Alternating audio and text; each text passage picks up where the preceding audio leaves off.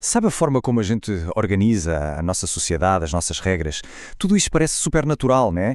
Mas a verdade é que tem um ADN histórico bem complexo. Hoje vamos mergulhar nas origens das nossas ideias políticas para entender como é que a gente chegou até aqui. E para começar, que tal uma pergunta que, olha, parece simples, mas que na verdade moldou a história do mundo? O que é que significa de verdade democracia? Pois é, no século XX, democracia virou a palavra da moda. O grande problema, todo mundo começou a usar, sabe? Dos regimes mais livres até os mais opressores.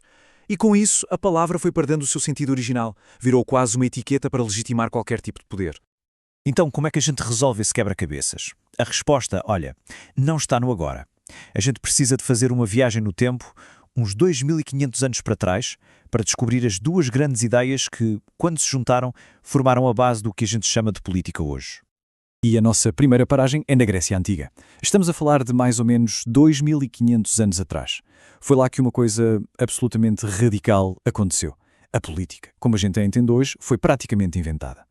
Pense bem, antes disso, o poder era algo de família, quase divino, trancado dentro de um palácio. Aí os gregos chegam com uma ideia revolucionária. E se o poder fosse uma coisa pública, debatida na praça pelos cidadãos? Foi uma virada de chave. O governo deixou de ser uma propriedade para se tornar um processo. E claro, eles deram um nome a esta ideia, democratia, o governo do povo. E na prática, o que é que isto queria dizer?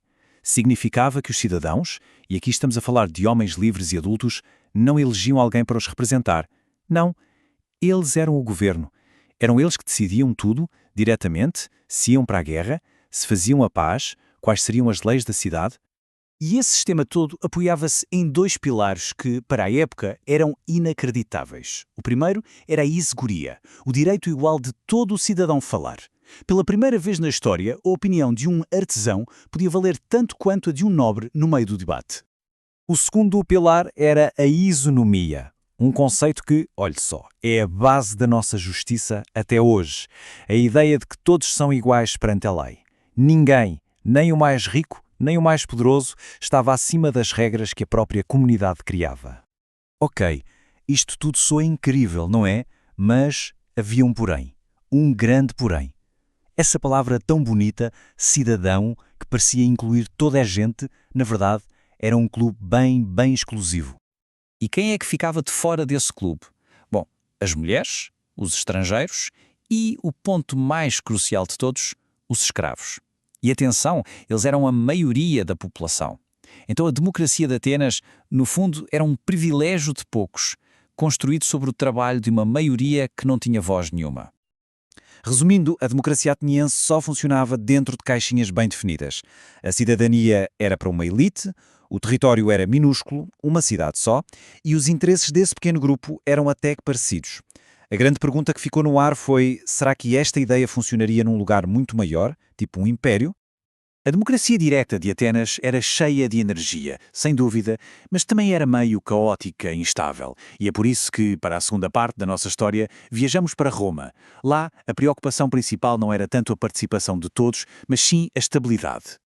Os romanos tinham um outro problema em mente. Como criar um governo que fosse equilibrado, que durasse muito tempo, sem cair na confusão ou no autoritarismo? E a solução deles foi genial: o governo misto. Em vez de escolher só um tipo de governo, eles pensaram: por que não juntar os três? E foi o que fizeram.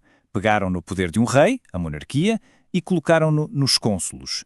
Pegaram na sabedoria da elite, a aristocracia, e criaram o Senado. E deram a voz do povo, a democracia, aos tribunos da plebe. Uma mistura para equilibrar tudo.